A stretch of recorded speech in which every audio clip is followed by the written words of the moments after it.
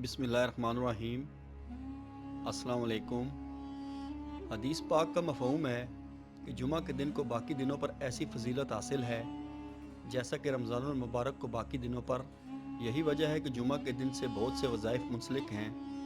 ज़ाहिर बात है कि जितने मुबारक औक़ात होंगे उनमें किए गए अमाल भी उतनी ही बरकत व फजीलत वाले होंगे। सूरह इखलास बड़ी फजीलत की हामिल है।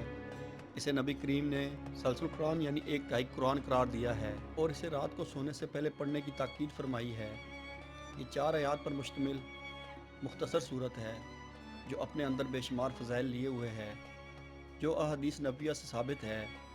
इस तहरीर में इन फ़ज़ाइल के बारे में बताया जा रहा है और साथ में ये भी बताया जाएगा इस सूरत का आप जुम्मा के दिन क्या वजीफ़ा कर सकते हैं और ये वजीफ़ा आपने कैसे करना है। तिरमिज़ी हाकिम वगैरह की रवायात में है कि मुशरिकीन मक्का ने रसूलुल्लाह सल्लल्लाहु अलैहि वसल्लम से अल्लाह ताला का नस्ब पूछा था। उनके जवाब में ये सूरत नाजिल हुई। बाज़ रवायात में है कि मुशरिकीन के सवाल में ये भी था कि अल्लाह ताला किस चीज़ का बना हुआ है, सोने चांदी या किसी और चीज़ का। इनके जवाब में ये सूरत नाजिल हुई। याद रहे कि हदीस के अंदर इस सूरत के बेशुमार फ़ज़ाइल बताए गए हैं। इनमें से चंद फ़ज़ाइल ये हैं।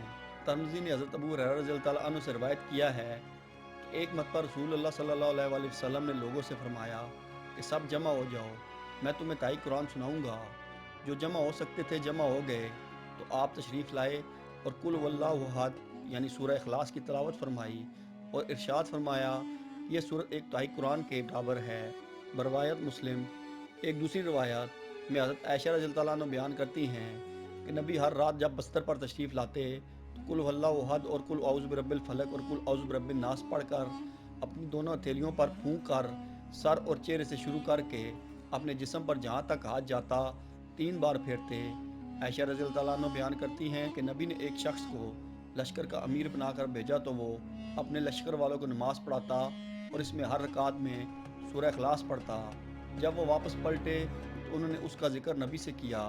नबी सल्लल्लाहु अलैहि वसल्लम फरमाने लगे, इससे पूछो कि ये काम वो किस लिए करता था। उन्होंने उससे पूछा, उसने जवाब दिया, इसलिए कि ये रहमान की सिफ़त है और मैं इसे पढ़ना पसंद करता हूँ। तो नबी फरमाने लगे, इससे ये बता दो कि अल्लाह ताला भी इससे मोहब्बत करता है। वजीफ़ा इसका ये है कि हर जुम्मा को जुम्मा के बाद इस सूरत का जितना ज़्यादा हो सके विर्द किया जाए। अव्वल व आखिर दुरूद पाक 11 मरतबा ज़रूर पढ़ा जाए और फिर अल्लाह ताला से रो रो कर गिड़गिड़ा कर आजी और इनकिसारी से दुआ कीजिए।